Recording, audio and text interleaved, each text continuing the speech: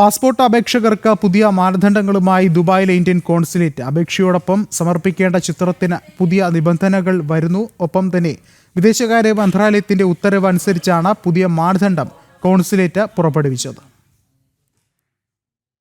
Passport അപേക്ഷയോടൊപ്പം സമർപ്പിക്കേണ്ട ഫോട്ടോയിൽ പാലിക്കേണ്ട പ്രധാന മാർഗനിർദ്ദേശങ്ങൾ ഇങ്ങനെ: തലയും തോൾഭാവം ഉൾപ്പെടുന്ന ക്ലോസപ്പ് ചിത്രമായിരിക്കണം അപേക്ഷയോടൊപ്പം സമർപ്പിക്കേണ്ടത്.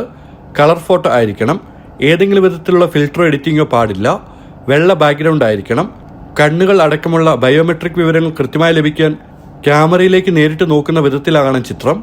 മുഖമോ കണ്ണുകളോ മറയ്ക്കുന്ന വിധത്തിൽ മുടി വീണ് കിടക്കരുത്. മുഖം വ്യക്തമായി കാണണം. കണ്ണിലെ കൃഷ്ണമണിയിൽ നിഴലോ പ്രതിബിംബങ്ങളോ പാടില്ല. മുഖത്ത് വെളിച്ചക്കുറവോ നിഴലോ ഉണ്ടാകരുതെന്നും വാ തുറന്നു പിടിച്ചുള്ള ചിത്രങ്ങൾ അംഗീകരിക്കില്ലെന്നും മാർഗനിർദ്ദേശത്തിൽ പറയുന്നു. അടുത്ത മാസം 1 മുതൽ പുതിയ മാനദണ്ഡങ്ങൾ നടപ്പാക്കുമെന്ന് കോൺസുലേറ്റ് വ്യക്തമാക്കി. പാസ്പോർട്ടിലെ ചിത്രങ്ങളെക്കുറിച്ച് ഇന്റർനാഷണൽ സിവിൽ ഏവിയേഷൻ ഓർഗനൈസേഷൻ നേരത്തെ മാർഗനിർദ്ദേശം പുറപ്പെടുവിച്ചിരുന്നു. ഇതിന്റെ പശ്ചാത്തലത്തിലാണ് വിദേശകാര്യ മന്ത്രാലയത്തിന്റെ ഉത്തരവ്. ജനം, ദുബായ്.